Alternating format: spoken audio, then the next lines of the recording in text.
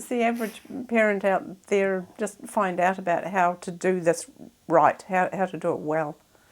Well, I think there's a number of movements that are very encouraging now, and there's a big focus through the university sector on positive parenting, which is about, you know, encouraging the child to do the appropriate action. But I think that what I found in my doctoral studies is quite revolutionary. We've tended to think that guilt and shame will get a child to do the appropriate thing, and we've tended to externalise rewards.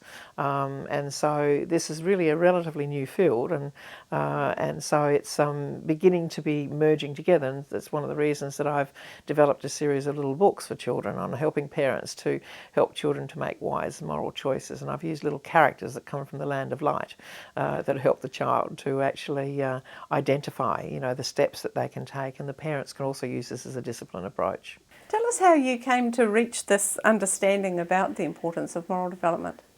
I had the really great opportunity to be the principal of an international Baha'i school in Vancouver Island in Canada. And so I was working with children from about 35 different countries, and I realised that we needed to have an intentional character education program. And the research now, of course, identifies that we need to become both learned and good, and I was able to demonstrate that by introducing this program. 64% of our students ended up on the honours roll for the British Columbian government. So I realised that there was something really important here, and that I needed to research it to find out what would actually work. So, and that, the learned and good thing, that sounds very much as if it's based on something you know from the Baha'i writings. Yes, this is a quotation from the Baha'i writings, which are greatly inspired, I guess, the approach of understanding that children are inherently good. They have all the potential gems hidden within them, but it's the educative process that is necessary to be able to cut and polish those particular gems. And so the Baha'i writings actually quite inspire and guide your work in many ways?